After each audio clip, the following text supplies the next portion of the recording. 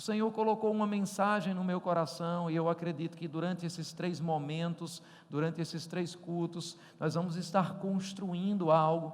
Eu creio que as festas, as celebrações que nós temos com Jesus têm uma característica peculiar. É que nas festas com Jesus, o melhor vinho normalmente fica para o final.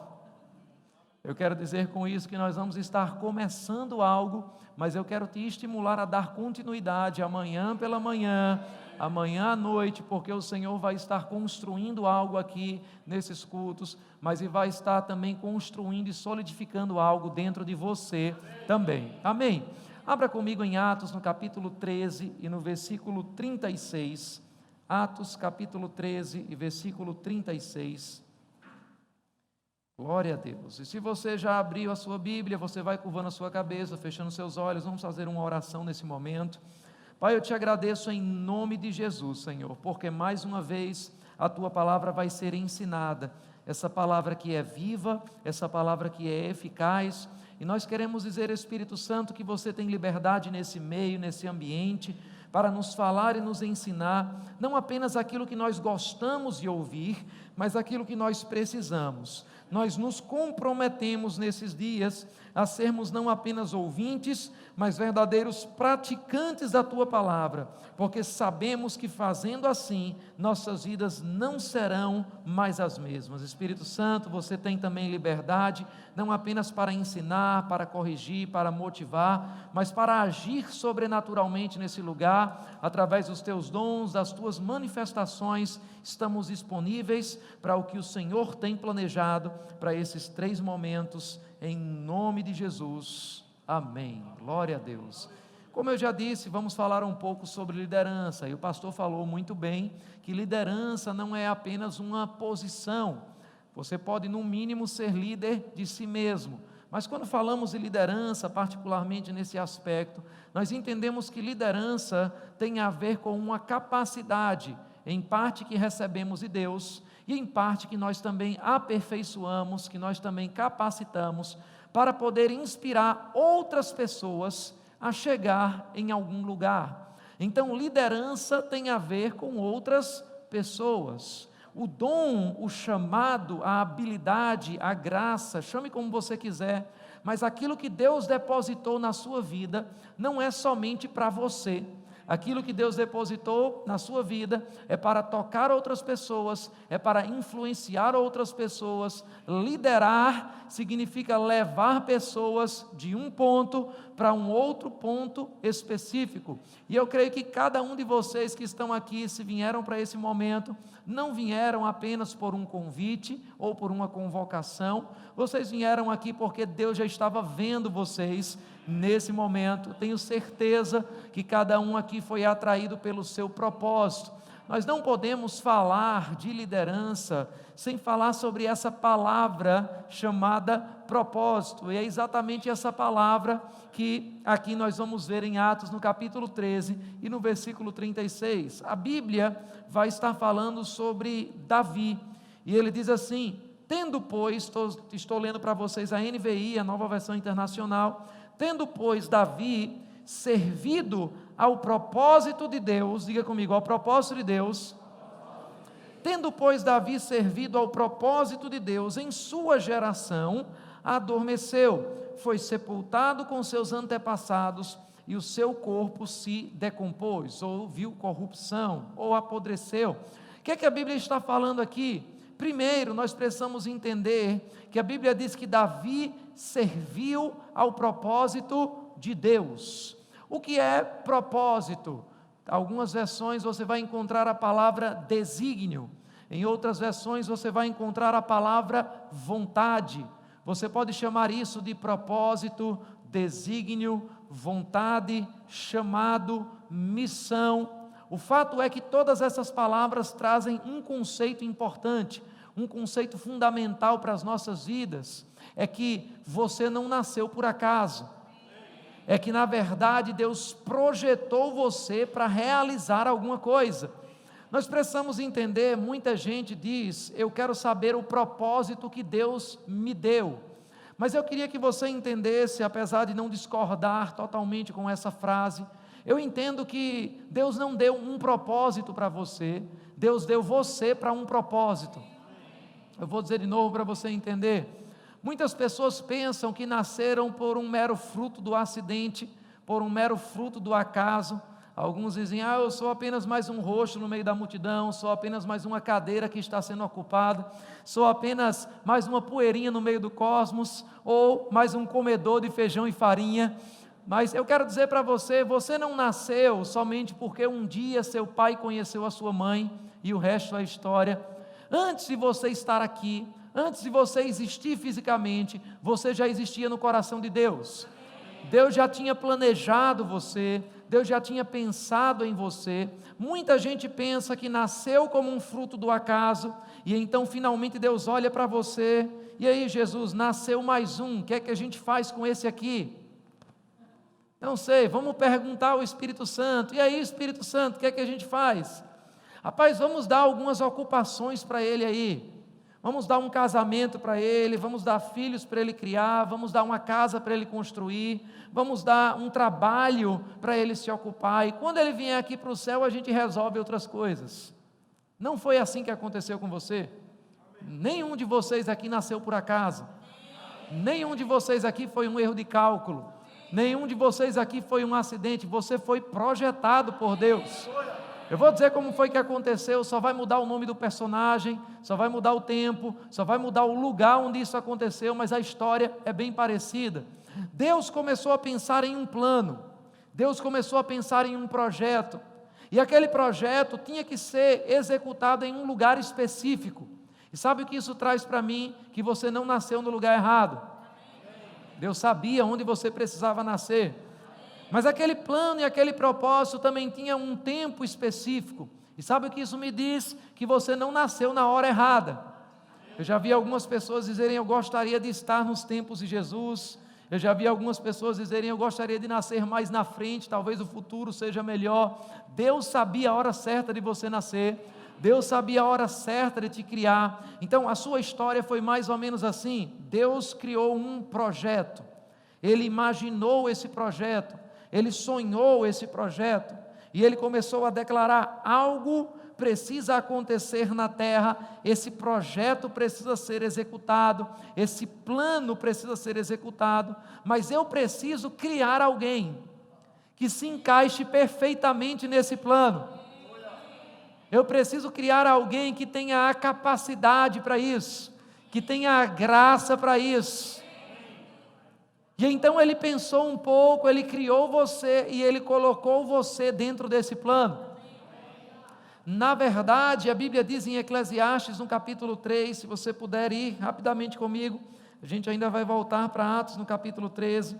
Eclesiastes capítulo 3 e versículo 11, algumas versões podem colocar esse versículo de uma forma um pouco diferente, mas a minha versão diz assim: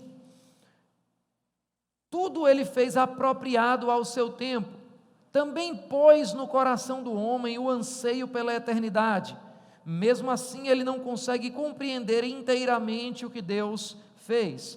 Tem outras versões que elas vão falar de uma forma diferente.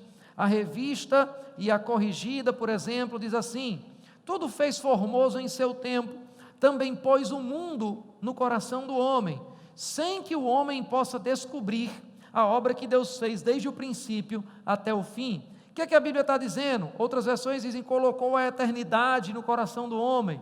Ou seja, Deus primeiro termina para depois começar. Eu vou dizer de novo para você entender. A Bíblia diz que Deus colocou o mundo, Deus colocou a eternidade, Deus colocou o começo, o meio e o fim dentro de você. Deus colocou dentro de você um propósito, Deus plantou em você um propósito e plantou também você nesse propósito. Apesar de você ainda não saber todo o começo, meio e fim dessa história, mas como eu gosto de dizer, o seu futuro não está na sua frente, o seu futuro está dentro de você. Deus já plantou aqui dentro. A Bíblia diz que aquele que crê em mim, como diz a Escritura, do seu interior fluirão rios de águas vivas. a resposta para aquilo que você precisa, a resposta para a próxima fase da tua vida, a resposta para a próxima estação do teu chamado, do teu ministério, não está na tua frente, ela já está dentro. E tudo que você precisa fazer é aprender a tirar desse bom depósito que já foi plantado pelo próprio Deus. Ou seja, Deus primeiro termina para depois começar. Eu acho que eu já dei esse exemplo em muitos lugares, talvez algumas pessoas já tenham ouvido, mas quando uma obra começa, nós temos os arquitetos e nós temos os pedreiros.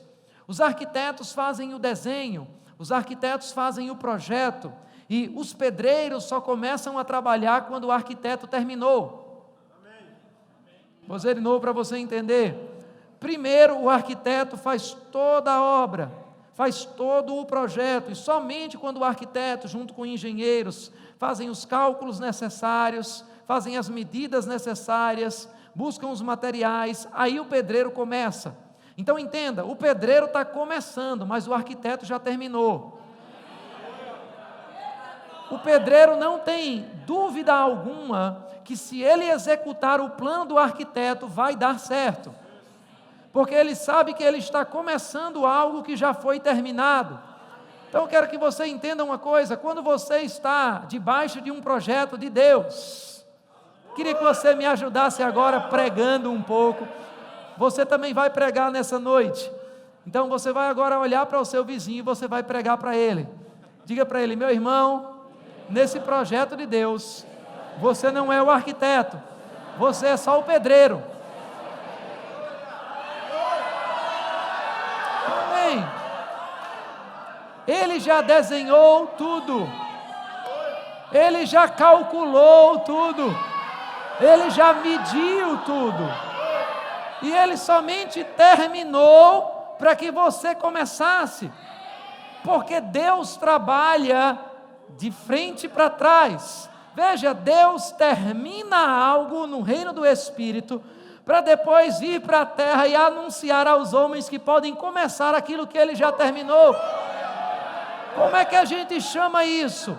Quando Deus vai lá no futuro e Ele usa alguém para anunciar aquilo que Ele já fez no reino espiritual e a gente precisa fazer no natural. A gente chama isso de profecia. Profecia é quando Deus está visitando o seu futuro e Ele diz: olha, eu estive lá, eu já vi que dá certo, eu já calculei, eu já fiz as medidas necessárias, tudo que você precisa fazer é seguir a planta. Amém. A Bíblia diz: tendo Davi servido ao propósito de Deus. Diga comigo: o propósito de Deus. Então você precisa entender isso. Tem um propósito seu, tem um propósito de Deus, tem um plano que você faz, tem um plano que Deus faz ao teu respeito. Eu gosto de dizer que se nós queremos realizar os nossos sonhos, os nossos projetos e os nossos planos, nós precisamos ficar prontos para pagar a conta. Existe um ensino, e esse ensino não está na Bíblia, esse ensino está entre os coaches, esse ensino está entre os livros de autoajuda, esse ensino está lá fora no mundo, e o ensino é que se você for alguém esforçado, que se você for alguém dedicado, se você for alguém cheio de fé, você pode ser qualquer coisa nesse mundo. Eu vou te dizer, isso não está na Bíblia. Eu sei que algumas pessoas podem não ficar tão animados com essa frase, mas quantos sabem que nós tivemos eleições muito acirradas na presidência, mas somente um se tornou presidente? Ainda que tivéssemos duas pessoas muito esforçadas, muito dedicadas, que tinham um sonho desde o nascimento, somente um pôde ser. Então, entenda, ser um sucesso em Deus não é fazer aquilo que você sonha, é fazer aquilo que Ele projetou para você. Eu quero que você entenda que propósito não é uma coisa que você inventa, não é uma coisa que você cria. Propósito é uma coisa que você descobre.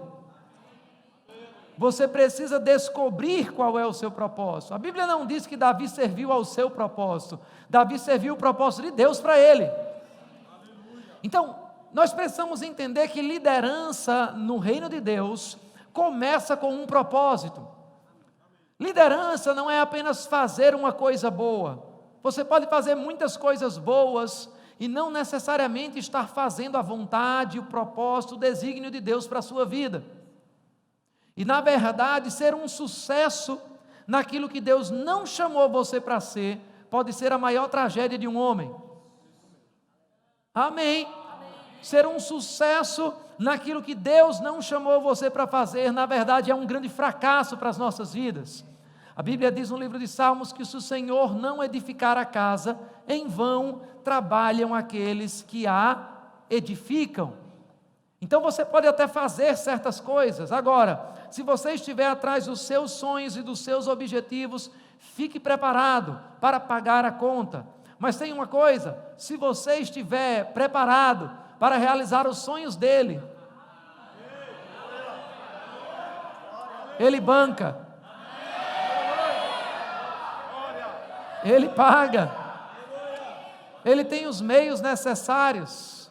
A Bíblia diz em Efésios no capítulo 2, vamos ver isso, Efésios capítulo 2 e versículo 10, abra rapidamente comigo, estamos lançando um fundamento para esses 3 cultos, Efésios capítulo 2 e versículo 10, a Bíblia diz o seguinte: porque somos feitura sua, ou criação sua. A palavra criação ou feitura é a palavra grega poema, da mesma palavra poema, ou seja, você é um auge da expressão artística de Deus. Deus estava muito inspirado mesmo quando criou você, amém? Ele diz, somos um poema de Deus, e aí ele diz, criados em Cristo Jesus para as boas obras, as quais Deus preparou de antemão para que andássemos nelas. Ou seja, Deus preparou antes um caminho para você andar nele. Quando você está no caminho de Deus, esse caminho já está abençoado. Nesse caminho já existe provisão. Nesse caminho já existe o favor necessário. Nesse caminho já existem as associações necessárias. Nesse caminho já existe a revelação necessária. Nesse caminho já existem as instruções necessárias. Deus criou um caminho de antemão, antes. E Ele diz, olha, você precisa ir por esse caminho. Sabe qual é o problema de muitas pessoas? É que nós criamos um plano e depois pedimos a Deus para abençoar esse plano.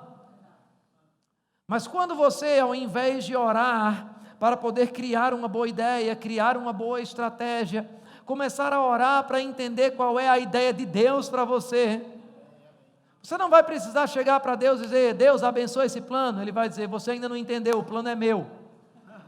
Se tem alguém que quer abençoar esse plano, sou eu. Se tem alguém que quer que dê certo, mais do que você mesmo, sou eu. Então, a coisa mais certa que um líder pode fazer é mergulhar no propósito de Deus, é entender o que Deus tem para que você faça nessa geração. A Bíblia diz também que Davi serviu ao propósito de Deus para a sua geração, ou seja, o propósito ele tem uma geração específica, o propósito tem um tempo específico. Eu gosto de dizer que as profecias têm prazo de validade.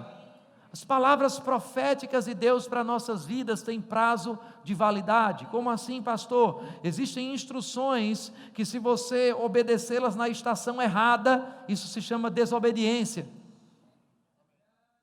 Eu posso dar um exemplo para você entender.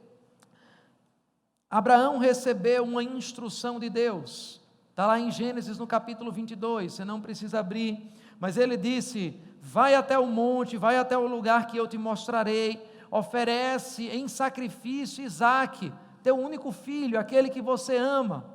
Qual era a instrução? Era oferecer o filho da promessa, em sacrifício a Deus. Agora, a Bíblia diz que quando ele chega no cume do monte, que ele levanta a sua mão com o cutelo para matar o seu filho, um anjo do Senhor diz, não faças tal, e ele olha e ele vê um cordeiro, ele vê uma resposta, ele vê uma provisão para ser oferecida como sacrifício.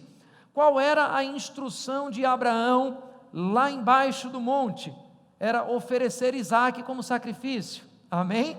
Qual era a instrução no topo do monte? Não precisa oferecer Isaque, tem um cordeiro disponível para você.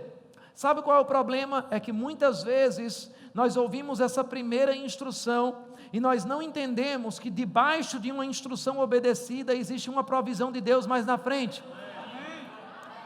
E aí muitas vezes nós olhamos para esse Isaac, e se Abraão não tivesse subido aquele monte, o que é que iria acontecer? Ele jamais ouviria a segunda instrução profética.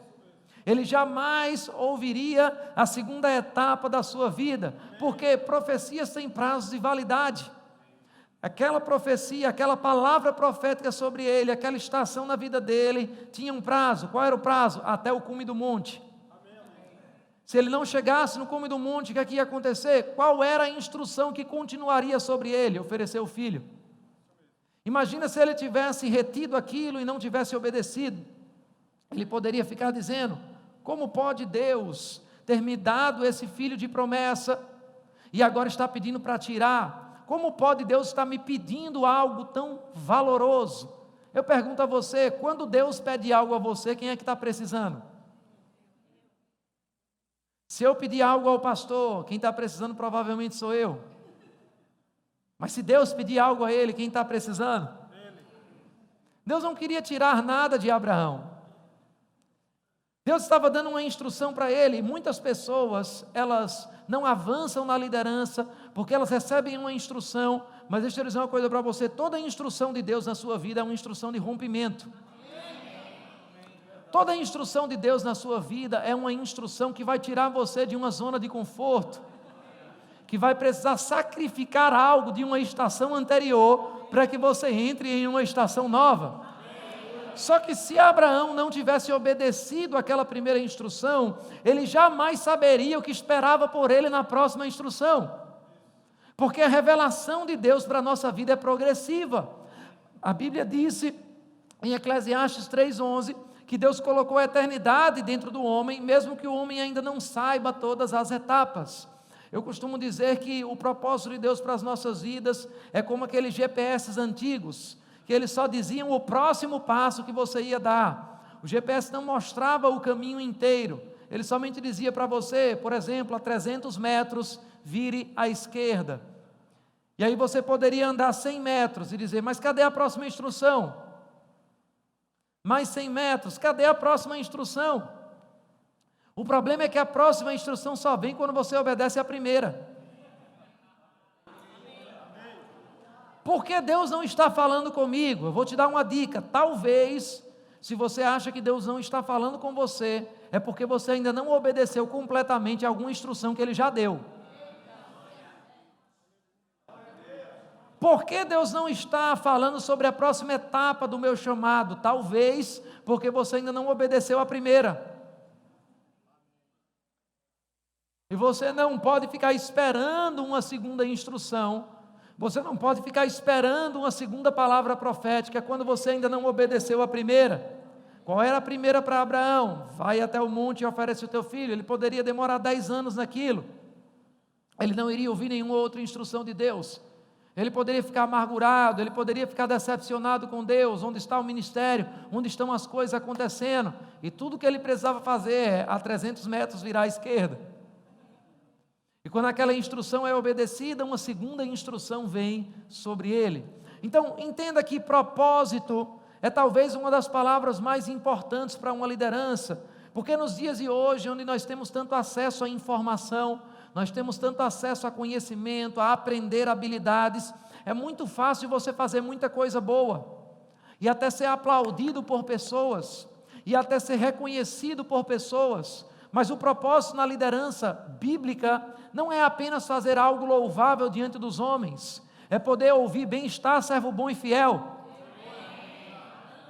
Você fez aquilo que eu chamei você para fazer. Amém?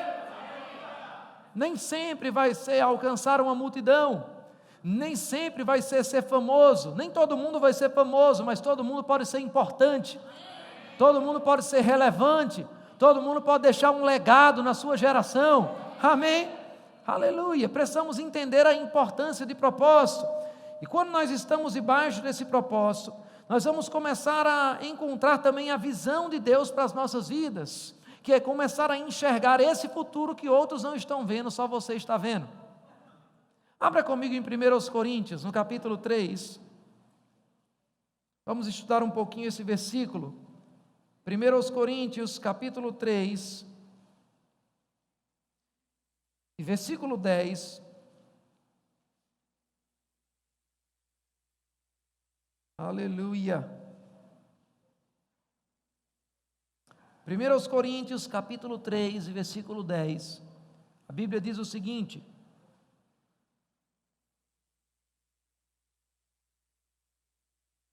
segundo a graça de Deus que me foi dada, pus eu, como sábio arquiteto, o fundamento, e outro edifica sobre ele. Mas veja cada um como edifica. Como edifica.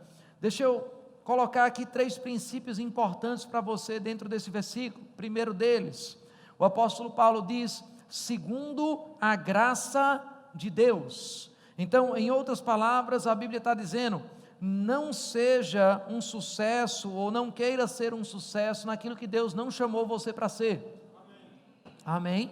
Eu descobri muito cedo na minha vida que o meu chamado não era para música. Amém? E você precisa entender que quanto mais cedo você descobrir aquilo que você não é chamado para fazer, vai ser melhor para a sua vida, vai ser melhor para o seu ministério, vai ser melhor também para os ouvidos de quem te ouve. Amém? Paulo disse: segundo a graça de Deus que me foi dada. Então entenda isso, Deus não vai cobrar de você aquilo que Ele não te deu. Amém?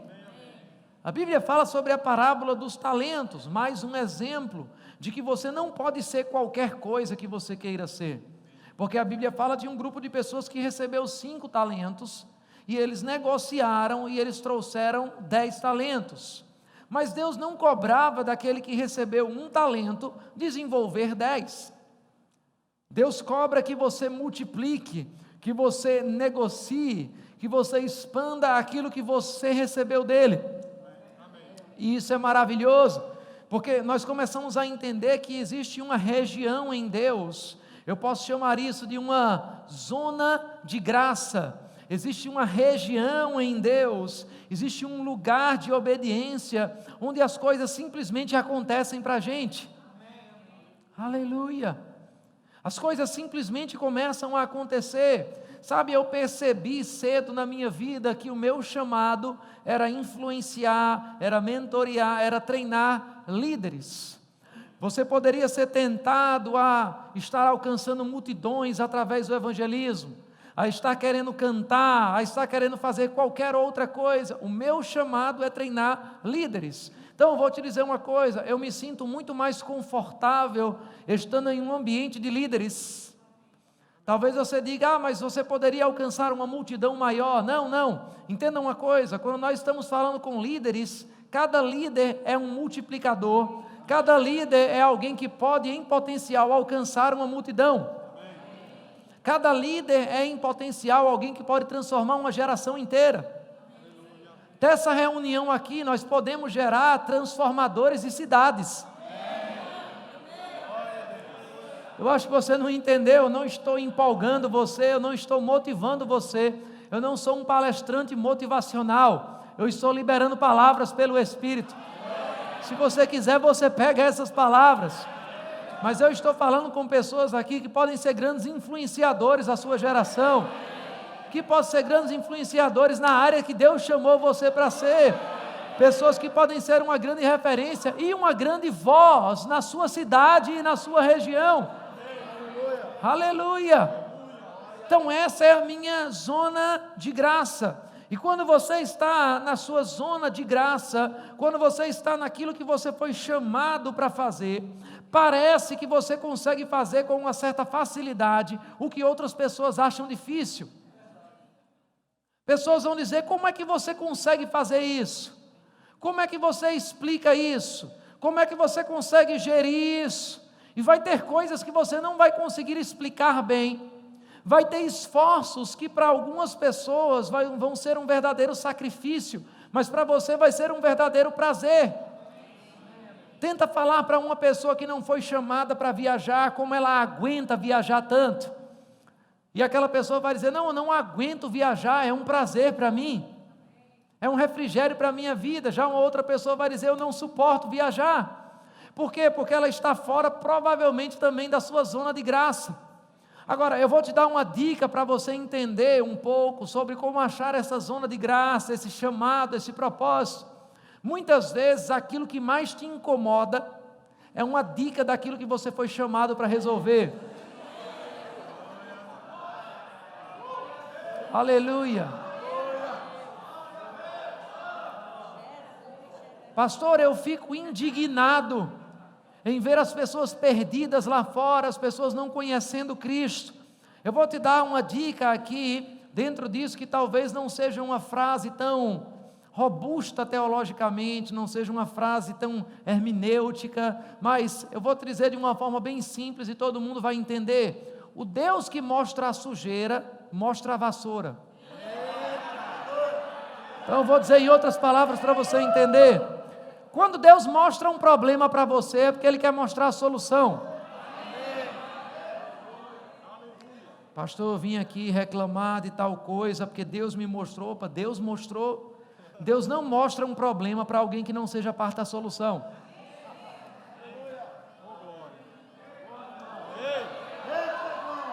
Três segundos para você pensar sobre isso. Se você está vendo um problema e aquele problema está incomodando você, e você não é parte da solução, provavelmente Deus não mostrou isso para você. Provavelmente é só fofoca mesmo. Quando Deus mostra a sujeira, Ele mostra também a vassoura. Aquilo que incomoda você, muitas vezes é uma dica daquilo que você foi chamado para resolver. Amém. E quando eu falo sobre chamado, sobre propósito, muitas pessoas encaram a liderança do ponto de vista espiritual como apenas uma liderança fora do aspecto secular. Mas entenda, não existe na Bíblia uma divisão entre o secular e o sagrado. Não existe na Bíblia uma diferença entre o secular e o sagrado. O mesmo Deus que unge pessoas para pastorear, pode também ungir pessoas para serem professores lá fora, para serem médicos, para serem advogados, para serem influenciadores. Você precisa entender que tudo o que você está fazendo, debaixo de um propósito de Deus, é o seu chamado. Amém. E quando nós começamos a estar nessa zona de graça nas nossas vidas, as coisas fluem de uma forma mais fácil.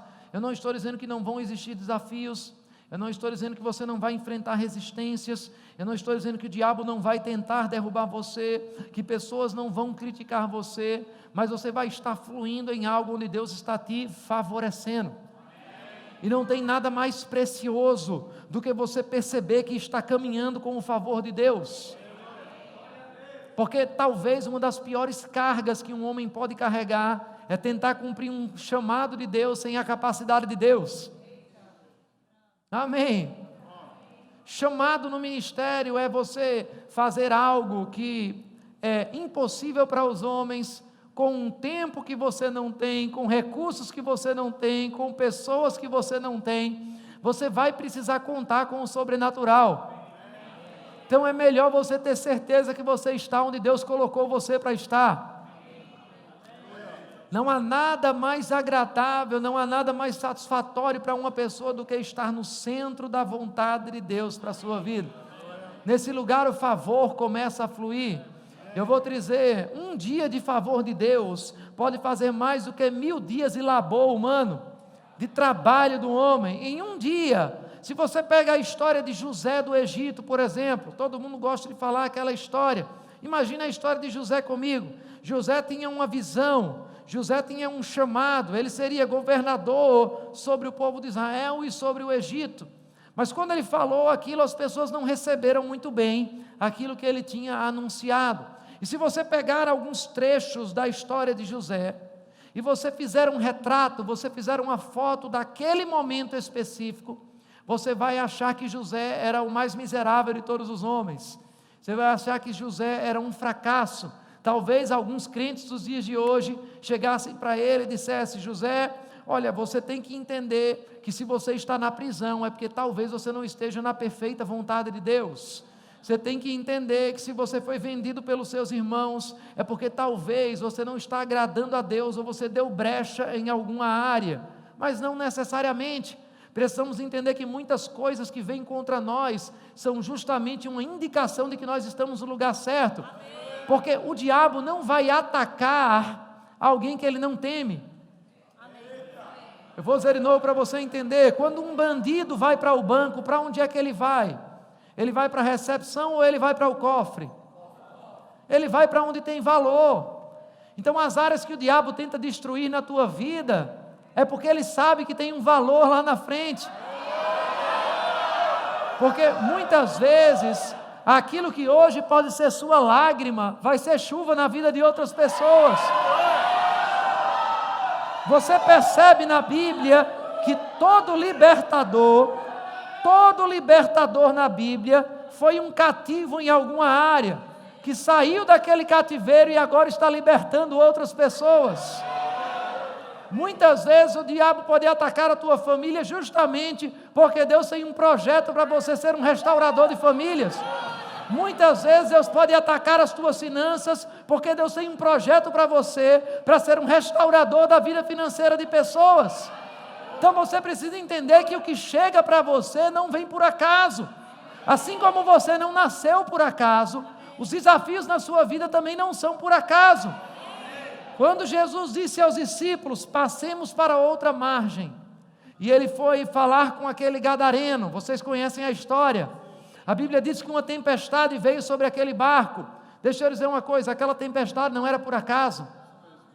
Você precisa entender que as tempestades na sua vida, quando você decide ir para uma outra direção, e você sabe que foi Deus quem te chamou para essa direção, não são por acaso.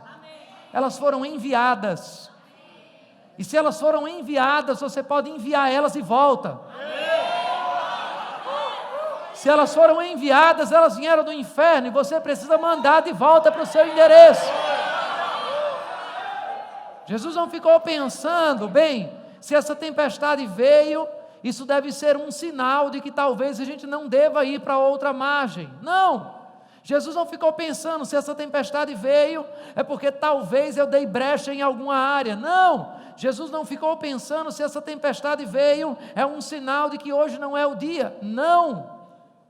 Às vezes sim, nós podemos dar lugar ao diabo, não estou dizendo que isso não acontece, mas muitas vezes nós estamos fazendo exatamente a coisa certa, e o diabo vai lançar circunstâncias para tentar provar para você que você não foi a pessoa chamada para fazer isso. Mas sabe, eu costumo dizer, quando o diabo lança esse tipo de tempestades, que o diabo só está acrescentando efeitos especiais para o testemunho. Quando eu sei que Deus me chamou para fazer alguma coisa, o diabo começa a lançar resistência, eu começo a falar para ele, olha, você só está deixando o testemunho mais bonito. Você sabe disso. Você sabe que eu vou chegar do outro lado. Então, quanto mais dificuldade você colocar no meio do caminho, mais envergonhado você vai ficar no final. Aleluia! Porque você está movido por uma convicção. De onde é que vem essa convicção? Do propósito. É por isso que a gente falou sobre o propósito. É por isso que Paulo falou, segundo a graça de Deus que me foi dada. É por isso que se você olhasse para a história de José, talvez você ia dizer, coitadinho, está lá vendido como escravo para Potifar. Mas deixa eu dizer uma coisa, se você tirasse uma foto da história de José, naquele momento, onde é que você está, José? Estou trabalhando para Potifar como escravo e ainda fui acusado injustamente. Você iria dizer fracassado. Você tirava uma outra foto de José, onde é que você está? Eu estou preso, dei uma profecia para uma pessoa que foi liberta e ela se esqueceu de mim e continuei preso. Você ia dizer fracassado. Mas deixa eu dizer uma coisa para você, sua vida não é uma foto, sua vida é um filme. Então quando você começar a olhar para uma cena, e alguém quiser definir você por aquela cena, alguém quiser definir você por aquela foto, alguém quiser definir você pela situação que você está passando agora, eu queria lembrar para você, sua vida não começou aí, nem vai acabar aí. Eu queria lembrar para você, você não está vivendo numa foto, você está vivendo num filme. Eu queria lembrar para você, não importa onde você está agora, Deus pode em um dia. Em um dia. Foram meses de trajetória de José. E parecia que ele ia indo de mal a pior. Mas sabe o que aconteceu? Em nenhum momento da vida dele, ele deixou aquela convicção do chamado de Deus esmorecer, aquela convicção do propósito de Deus para a vida dele ser esquecida. Parecia que ele saía de filho de Jacó, vendido pelos irmãos, para escravo, para preso, cada vez mais afundando, mas em um dia,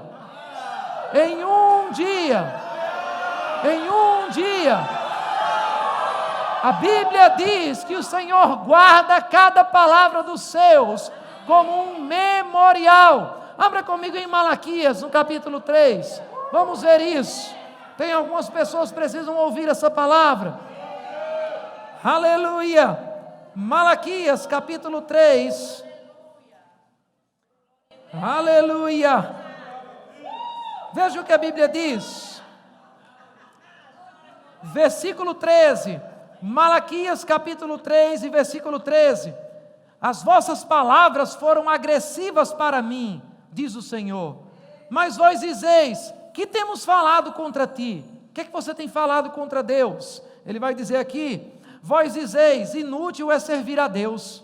Que nos aproveitou termos cuidado em guardar os seus preceitos e em andar de luto diante do Senhor dos Exércitos.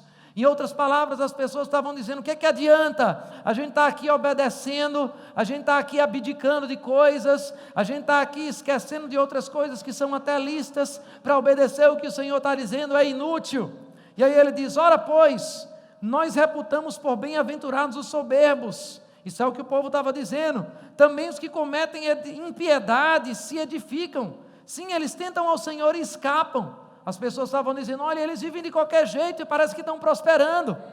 Mas diga comigo, minha vida não é uma foto.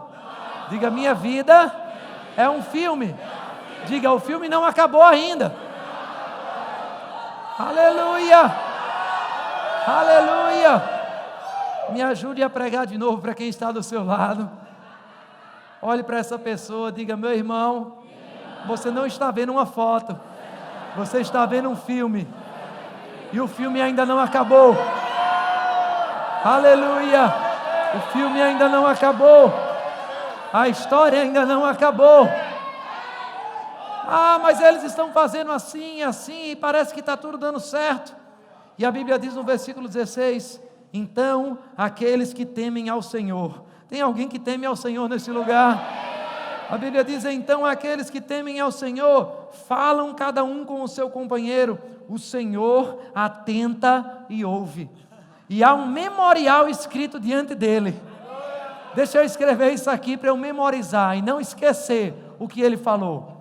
Aleluia! Há um memorial escrito diante dele, para os que temem ao Senhor e para os que se lembram do seu nome. Eles serão meus, diz o Senhor dos Exércitos. Naquele dia que farei, serão para mim particular tesouro. Poupá-los-ei como um homem poupa seu filho que o serve. Então vereis outra vez a diferença entre o justo e o ímpio, entre o que serve a Deus e o que não serve. Deus está dizendo para você, olha, tem um dia que as pessoas vão dizer, tem que ter uma diferença entre quem serve a Deus e quem não serve. Tem um dia de visitação, tem um dia que a cena do filme muda. Parecia que ele estava afundando, mas ele estava convicto com o propósito. Imagina José na prisão, copeiro e padeiro. De repente José olha para eles e diz, por que vocês estão tão tristes? Eu não sei se você concorda comigo, mas uma pessoa só pergunta se o outro está triste quando ela está alegre. Amém? Eu nunca vi ninguém chegar, que cara de abusada é essa aí? Não, porque você só pergunta se alguém estiver triste, se você está alegre. A pergunta é como é que ele ficava alegre dentro da prisão? Porque se fossem muitos crentes nos dias de hoje, talvez eles iam dizer, Deus me esqueceu. Onde é que estão as promessas de Deus? Onde é que está o que Deus falou para mim? Onde é que está a profecia? Mas ele estava firme na palavra profética. Aleluia. Ele estava firme no seu propósito. E em um dia, Um dia foi suficiente para o faraó ter um sonho. E alguém chegar e dizer, olha, tem um homem chamado José. E aí em um dia, José sai da prisão e vai para o palácio. Em um dia ele faz a barba, ele coloca vestes reais e ele passa a ser governador de todo o Egito. Um dia para Deus pode fazer o que 10 anos na sua força não faz. Pode parecer que você está afundando, mas quando você está debaixo de um propósito, quando você não abre mão dos princípios, quando você segura a palavra que o Senhor deu para você, um dia pode ser suficiente para reverter tudo. Aleluia! Por quê? Porque a Bíblia diz que o Senhor é aquele que restitui os anos perdidos. Restituirei os anos que vos foram consumidos. Restituirei os anos perdidos. Eu já me perguntei isso muitas vezes, talvez alguém já tenha me ouvido falar, como é que Deus pode restituir o tempo?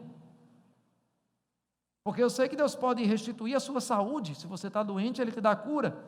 Deus pode restituir o dinheiro perdido, Ele pode trazer prosperidade para você, mas como é que Deus restitui o tempo perdido? Porque o tempo que passou, passou. Como é que eu vou voltar no tempo para que Ele possa restituir isso? E o Senhor me trouxe algo, e Ele disse o seguinte, eu posso restituir o teu passado acelerando o teu presente. Aleluia! Como é isso? Demorou 10 anos, e você diz, em 10 anos eu só cheguei até aqui, mas eu estava fiel ao Senhor. Como é que Ele restitui esses 10 anos? É o seguinte, em 1 ano eu posso fazer isso com você. Eu posso acelerar o teu presente para restituir o teu passado. Eu posso restituir o tempo que foi perdido. Como é isso? Parece que você estava perdendo, mas deixa eu dizer uma coisa, às vezes é melhor você perder ganhando do que ganhar perdendo. Aleluia! O que quer dizer isso? Ah, mas eu fui injustiçado. Ah, mas as pessoas me defraudaram. Deus é um bom indenizador. Aleluia! Ele pode pegar o ano de 2019 para você e fazer em 2019 na sua empresa o que 5, 10 anos de crise fizeram com ela ser restituído. Acelerando o presente para poder restituir o passado. Aleluia! Diga mais uma vez, minha vida não é uma foto, é um filme. Diga, o filme não acabou. Aleluia! Aleluia! Nós precisamos estar nessa zona de graça, nessa zona de propósito. Quando você está nesse lugar de propósito, deixa eu te dizer uma coisa, quem não entende o teu propósito também não vai entender o teu sacrifício. Quem não entende o teu propósito jamais vai entender a tua dedicação. As pessoas vão dizer, por que você está tão mergulhado nisso? Por que você está tão envolvido nisso? Não tente explicar para alguém que não entendeu o seu chamado, o seu sacrifício, porque essa pessoa não vai conseguir entender. Jesus falou uma certa vez para os discípulos, vocês poderiam por acaso beber o cálice que eu vou beber? Ele tinha um propósito diferente. Ninguém vai conseguir beber o teu cálice também. Ninguém vai conseguir entender também o propósito na tua vida. Ou seja, por não entender o propósito, também não vão entender os processos. Também não vão entender as renúncias. Também não vão entender os sacrifícios. Mas o Senhor entende. Aleluia. Glória a Deus. E muitas vezes o sonho, o projeto que Deus coloca dentro da gente pode parecer algo estranho para o resto do mundo. Eu vou dar alguns exemplos para você entender. 1927, um homem chamado Walt Disney, quem já ouviu falar? Ele apresentou um personagem chamado Mickey. Mickey era um ratinho falante. E as pessoas começaram a dizer, uma ideia dessa nunca vai dar certo. Quem é que vai querer assistir um desenho com um rato falando? O rato vai causar nojo nas mulheres e vai assustar as crianças. Criança tem medo de rato e mulher tem nojo de rato. Como é que você vai fazer um desenho animado com um rato? Não tem como dar certo. O resto é história, você conhece. Aleluia. Quando você tem um projeto de Deus, quando você tem um propósito de Deus, as pessoas não vão entender muitas vezes. Aleluia. Vai parecer estranho para essas pessoas. Eu lembro de um dos pronunciamentos com relação ao parque temático da Disney, que hoje é o sonho de consumo de muitas pessoas conhecer, de uma montanha-russa em particular, que foi inaugurada já depois da morte do Disney, do fundador do parque. E uma das pessoas estava fazendo um pronunciamento naquela festa de inauguração, e ele disse: infelizmente o senhor Disney não pôde estar vivo para ver o que os nossos olhos estão vendo. E naquele momento a esposa do Disney, que ainda estava viva, ela pediu a palavra, ela interrompeu aquele palestrante, e ela disse: olha, eu queria corrigi-lo, na verdade meu marido viu isso antes de todos vocês. E vocês só estão vendo com os olhos porque ele já viu antes dentro.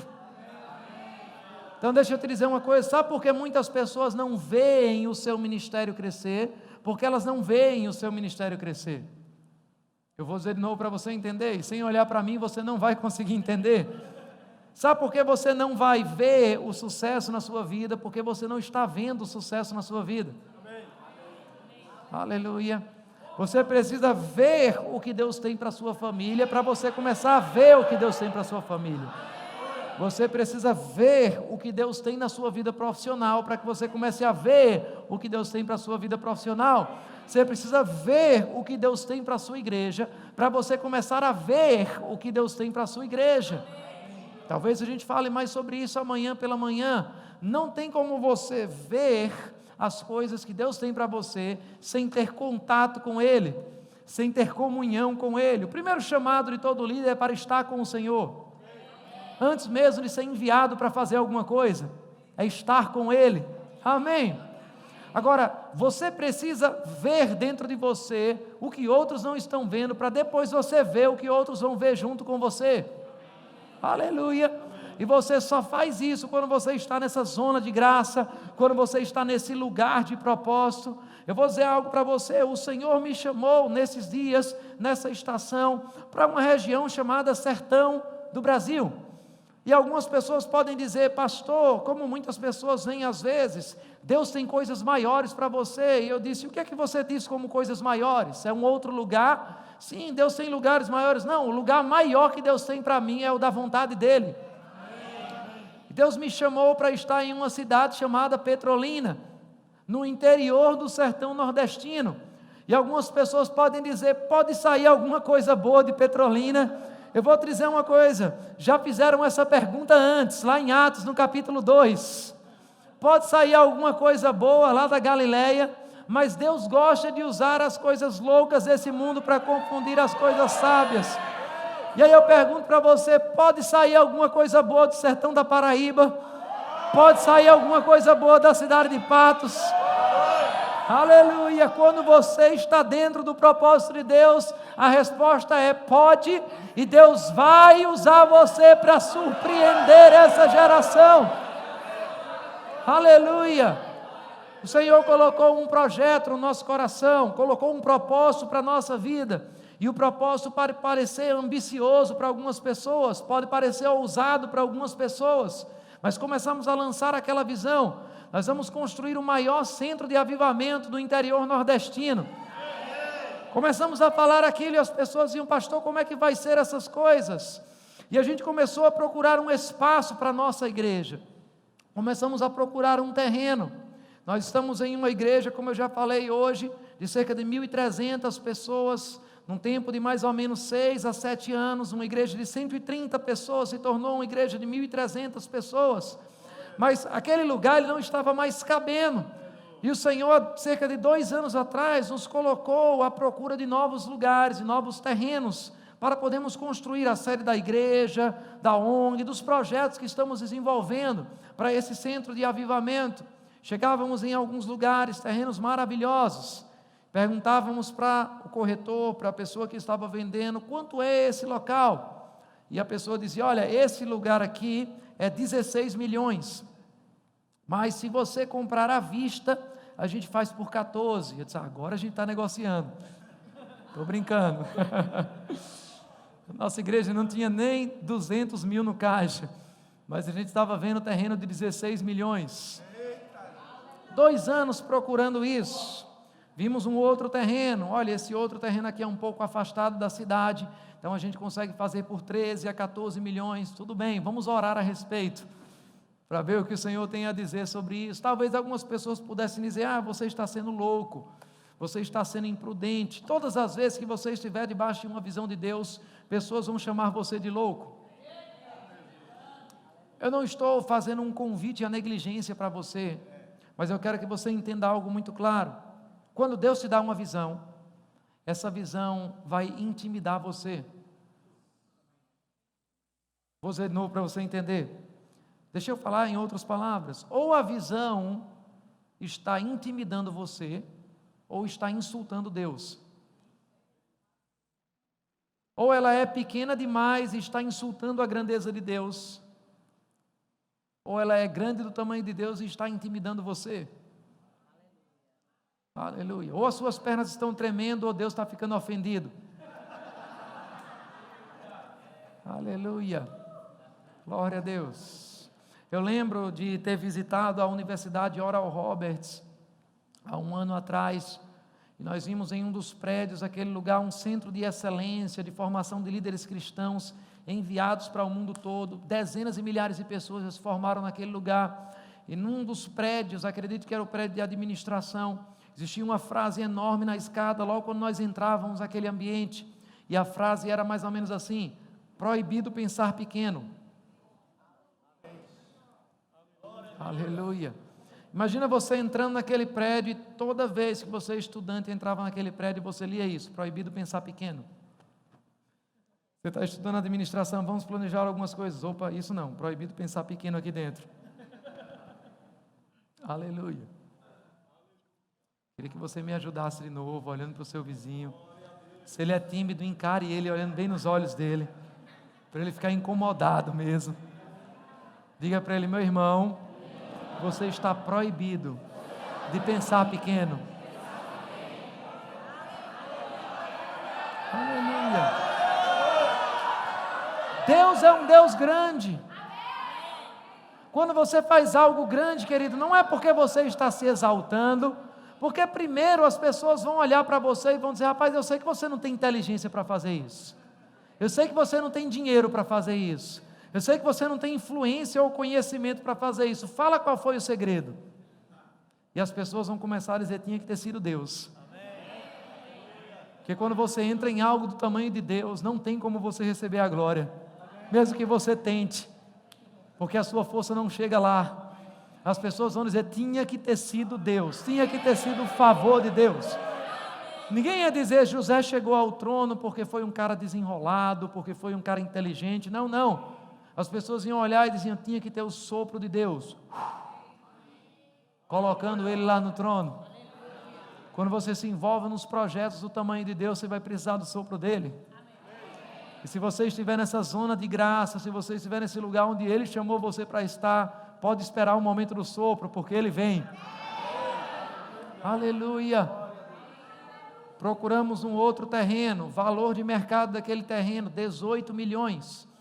Já contei para vocês que a gente não tinha nem 200 mil na igreja, mas estávamos vendo um terreno de 18 milhões. E aí a gente começou a negociar com aquela pessoa, um grupo na verdade. Passou-se um tempo, quando nós pisamos aquele terreno a primeira vez, tanto a diretoria como os pastores, olhamos um para o outro, e ficou claro que aquele era o lugar que o Senhor tinha escolhido. Estamos falando de um terreno de 30 mil metros quadrados, plantado no meio da cidade, de uma cidade de quase 400 mil habitantes, 18 milhões de reais. Estamos falando, vou dizer de novo para você, que a gente não tinha nem 200 mil reais. Mas a gente estava falando de um terreno de 18 milhões, e a gente começou a dizer: olha, nós vamos conversar com a nossa diretoria, para ver se essa proposta é interessante para a gente. E a gente se aplicou em oração, passaram-se alguns dias. Sabe que tem pessoas que muitas vezes chegam em algumas coisas, e nem chegam a pisar, porque dizem: isso não é para mim. Quem foi que disse isso a você? Foi o seu pai, foi o seu chefe, ou foi Deus quem falou isso para você? Aleluia.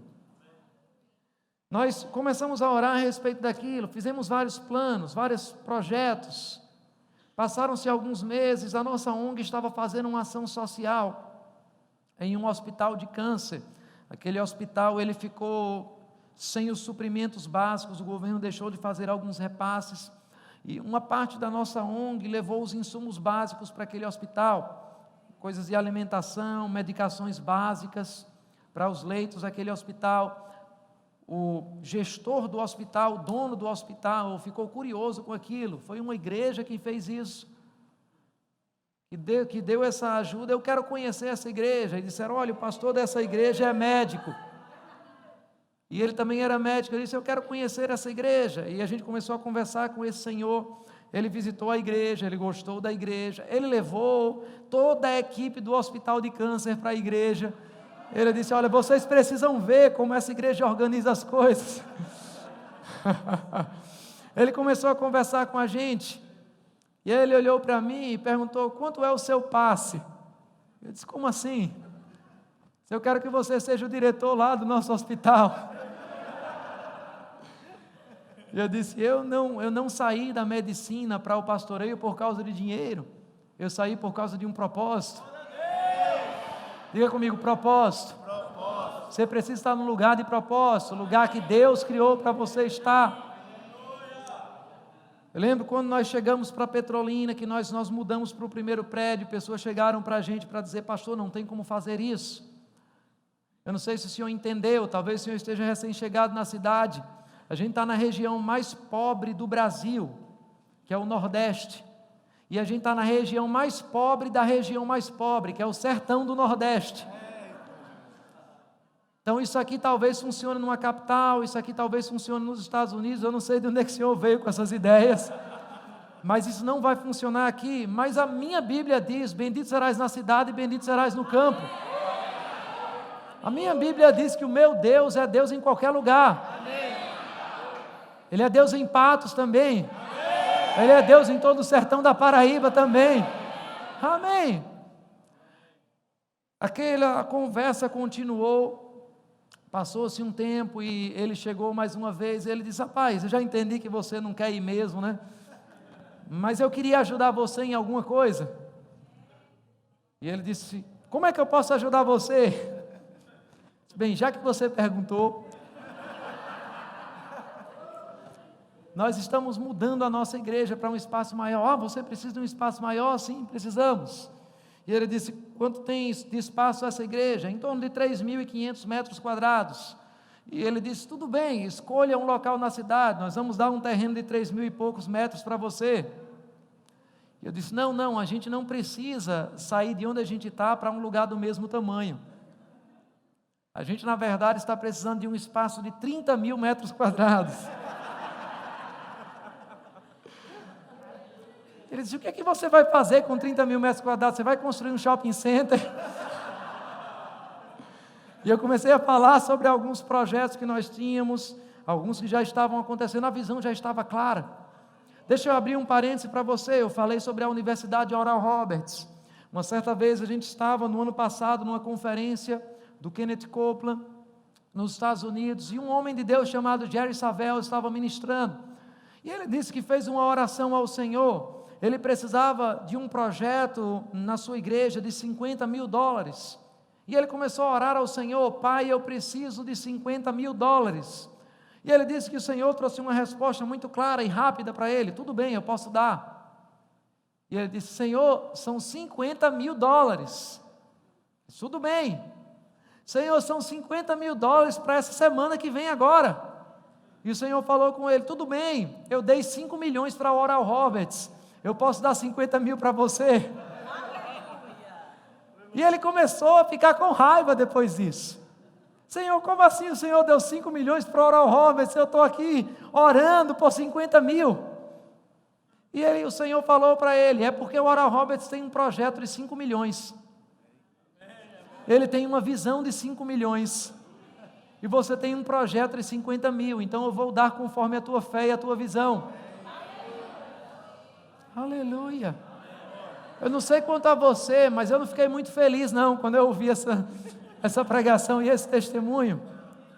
Eu voltei crendo que Deus poderia sim trazer os projetos milionários. Aleluia! E nós começamos a procurar esse terreno milionário. Aquele homem disse: para que esse terreno de 30 mil metros? E nós começamos a explicar todos os projetos. Para alguns, curiosamente, para alguns, por acaso, mas o acaso ele só encontra as pessoas que estão no centro da vontade de Deus, que estão no propósito de Deus, que estão, por estarem sensíveis ao Espírito, no lugar certo, na hora certa, com as pessoas certas. Aleluia! José estava servindo a um copeiro e a um padeiro. Mal sabia ele que de um dos dois estava a próxima estação da vida dele. Aleluia! Aquele homem era o majoritário do grupo com quem estávamos negociando o terreno. Aleluia!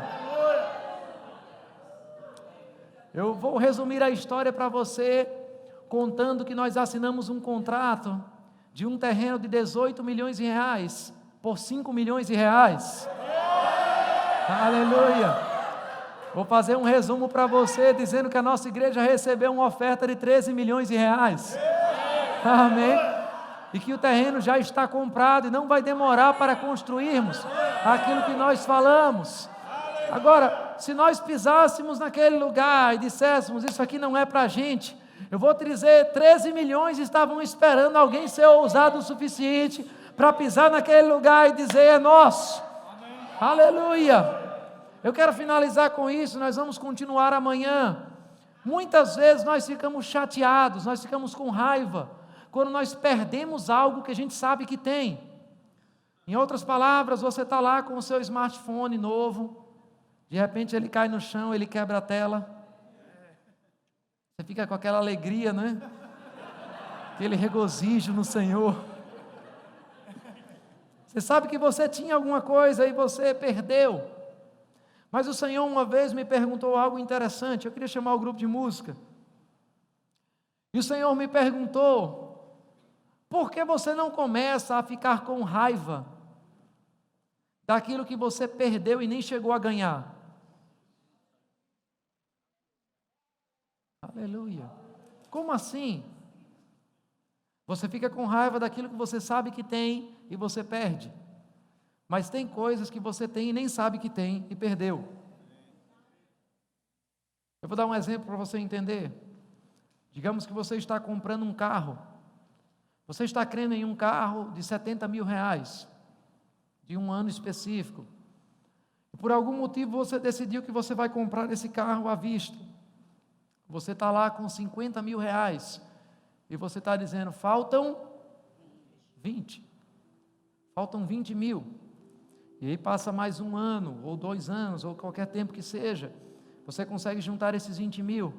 Você chega lá cheio de alegria. Você compra o seu carro do ano que você queria, o modelo que você queria. Você diz: finalmente eu consegui. Mas aí depois de pagar o carro, você descobre que tinha alguém no seu bairro que estava vendendo aquele carro, naquele ano, naquele modelo, por 60 mil. Você fica muito feliz, que afinal de contas você semeou 10 mil reais para a concessionária. Não é assim? Não. Você fica irritado, você se sente roubado, não é assim? Você se sente lesado, você sente que você perdeu algo.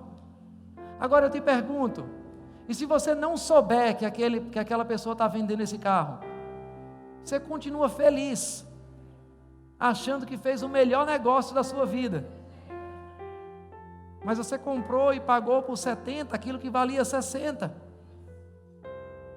Então a nossa percepção das coisas muitas vezes vai mudar a nossa sensação diante daquilo que estamos conquistando ou deixando de conquistar. Deixa eu explicar melhor para você. Jesus disse para os discípulos: vocês ficam dizendo que faltam 4 meses? Faltam 4 meses para a colheita? Levantem os olhos, os campos já estão brancos. Aleluia. O Senhor começou a me mostrar: olha, talvez se você soubesse os milagres que passaram perto de você, mas você não teve ousadia suficiente para dizer: eu pego, você sairia desse culto hoje com raiva e não alegre.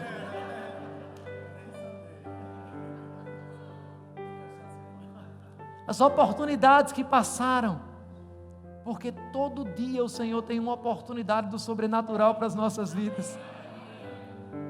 Deixa eu dizer em outras palavras para você: se a gente tivesse olhado para aquele terreno e dito: meu Deus, que terreno bonito, mas não é para a gente.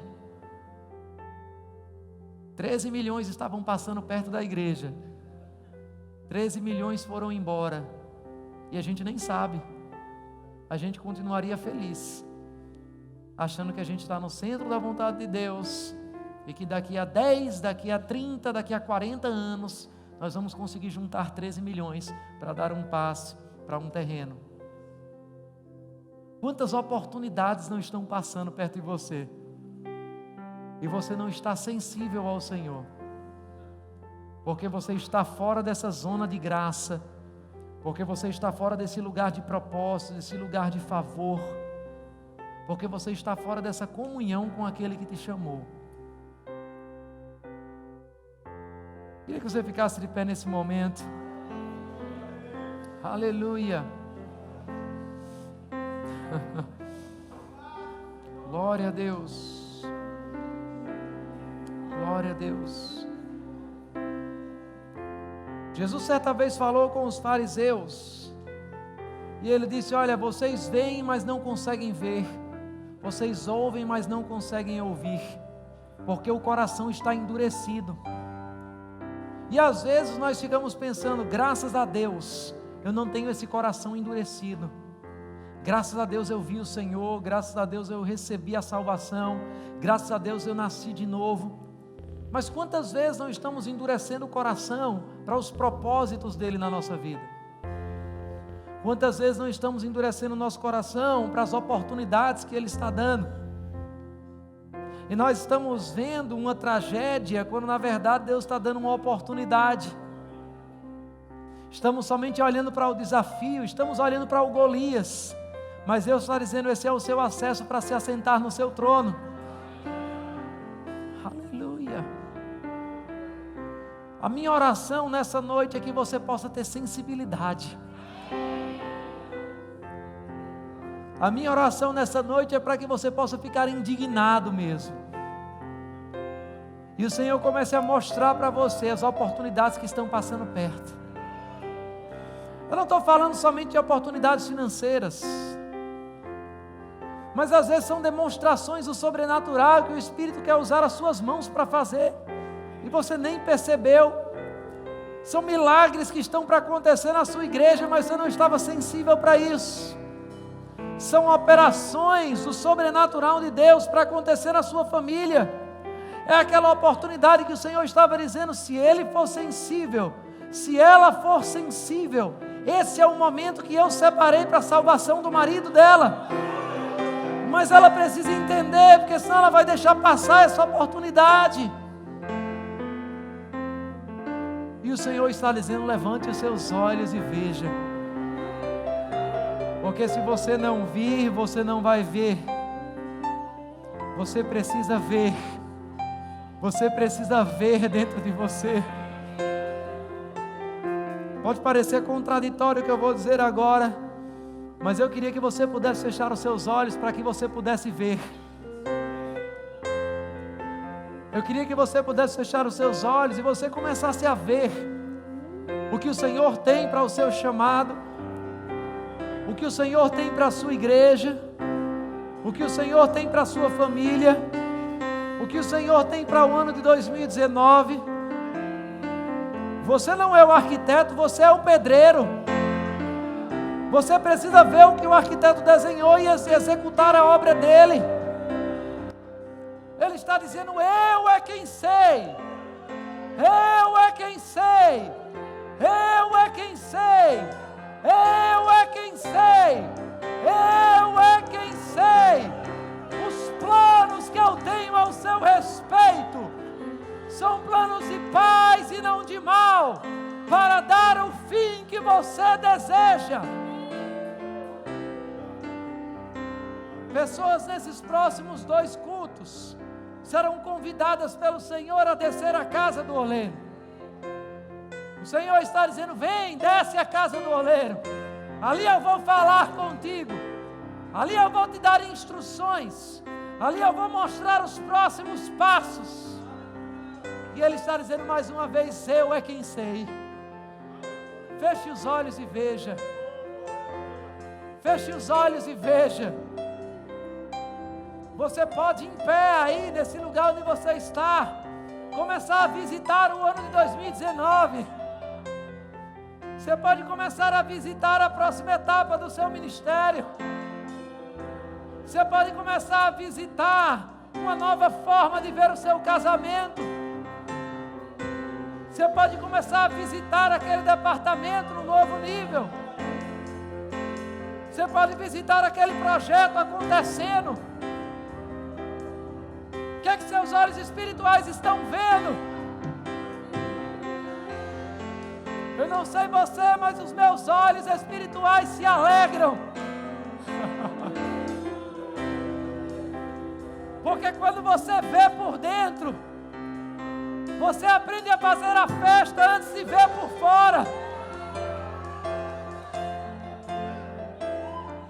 Nós não tínhamos ainda os milhões necessários, mas nós entramos naquele terreno, nós dançamos naquele lugar, nós celebramos naquele lugar, nós dissemos: essa é a Igreja Verbo da Vida de Petrolina, esse é o lugar que o Senhor preparou. Qual é o lugar que o Senhor preparou para você? Chegou a hora de você pisar nele com os olhos da fé. Chegou a hora de você pisar no seu futuro. Porque o Senhor colocou a eternidade dentro de você. Ainda que você não esteja vendo tudo, já está dentro. Você só precisa puxar para fora. Você só precisa puxar para fora. Aleluia. Aleluia. Aleluia. Olhe para quem está do seu lado agora. Diga para ele: meu irmão, comece a puxar para fora. Comece a extrair das fontes e águas vivas tudo aquilo que já está dentro. Coloque para fora.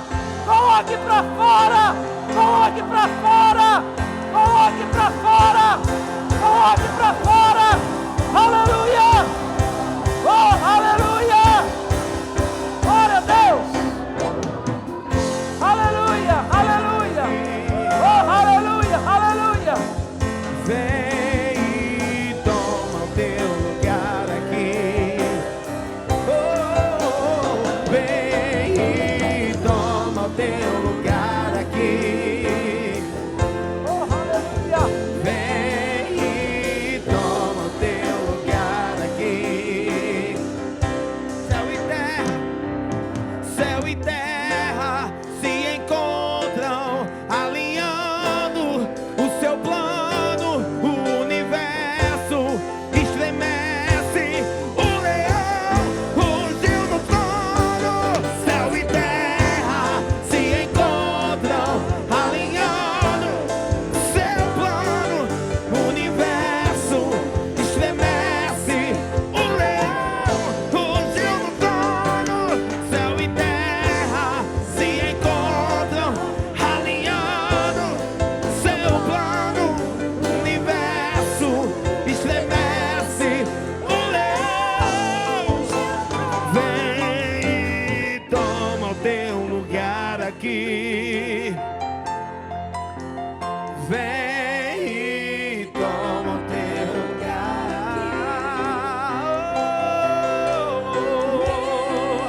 Vem.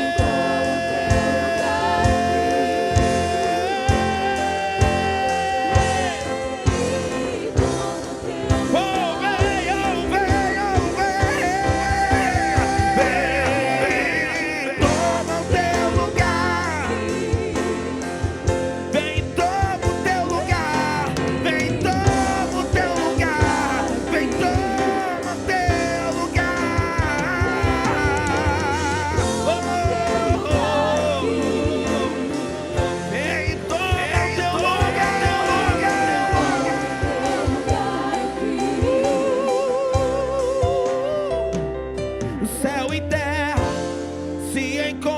encontram alinhando o universo. O leão fugiu do trono.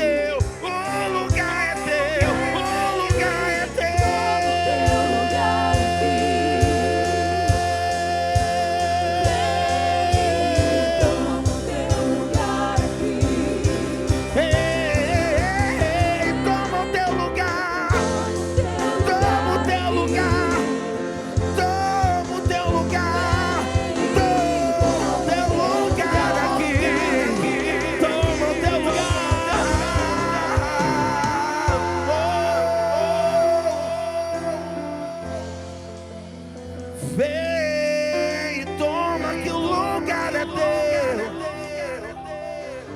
O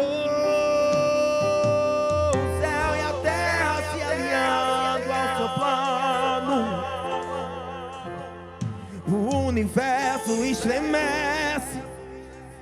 O universo estremece. O leão rugiu. O leão rugiu. O leão rugiu.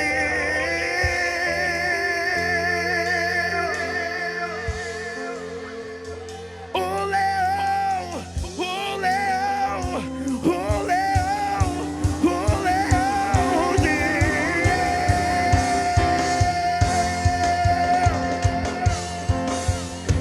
O leão rugiu, o leão rugiu, o leão rugiu. Oh,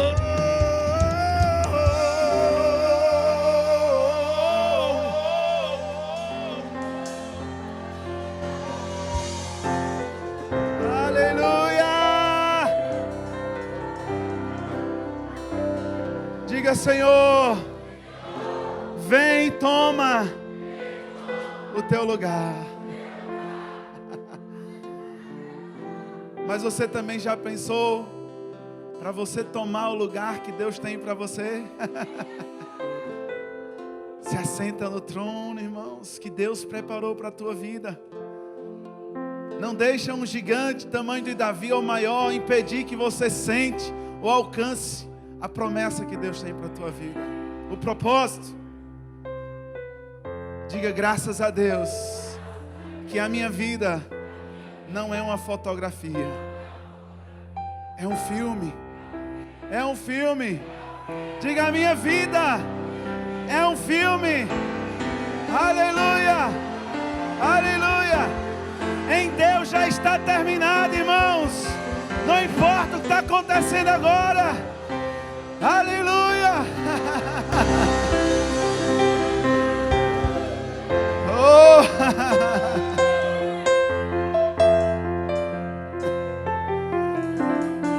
Aleluia, irmãos. Queria passar mais umas 2 horas adorando o Senhor aqui. Toma o teu lugar em Deus. Aleluia. Toma posse do lugar que é seu. Jesus não morreu em vão, irmãos. Jesus não morreu em vão. Glória a Deus.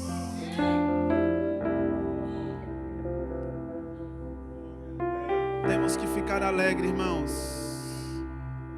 porque se Deus já começou algo na nossa vida, eu tenho que entender que Ele já terminou. Como nós ouvimos hoje. Se já começou na tua vida, no teu ministério, na tua família, é porque Deus já terminou. Diga comigo, em Deus já está concluído. Aleluia. Amém. Eu quero te dizer, irmãos, com essa palavra que nós recebemos, se veja lá. Se veja no lugar que Deus tem para a sua vida. Se veja lá. Se veja lá. Se veja lá.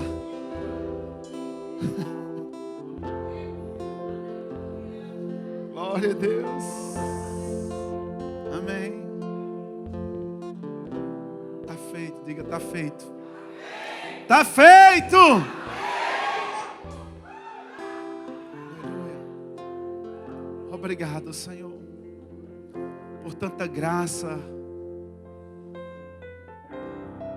Obrigado, Senhor, pelo ensino maravilhoso que nós recebemos nessa noite, Pai. Nós não somos ouvintes negligentes, somos praticantes operosos, Pai. Que o Teu Espírito Santo, que nos lembra a verdade, que nos lembre cada versículo, cada citação. Aleluia. Glória a Deus. Pai, muito obrigado por esse tempo de crescimento, por esse tempo, Senhor, que foram acrescentados hoje à noite, Senhor, verdades às nossas vidas, foram impressas no nosso coração. Pai, coisas sobre liderança, sobre propósito, Senhor, para a nossa vida. Sabemos, Pai, que nós estamos no caminho certo. As adversidades não querem dizer, Senhor, que nós estamos errados. O diabo está tentando nos parar, mas ele não vai conseguir. Nós vamos avançar. Diga, eu vou avançar. A nossa igreja vai avançar. O nosso ministério vai crescer. Oh, Espírito Santo de Deus, nós estamos convencidos disso. Estamos com a visão por dentro. Se já estamos vendo por dentro, vai se manifestar essa visão por fora. Em nome de Jesus. Seja abençoado na prática da palavra. E não saia desse lugar sem cumprimentar 2 ou 3 irmãos na paz de Cristo. Em Ti eu tudo posso, não há limites, minha força está em Ti, nada é impossível.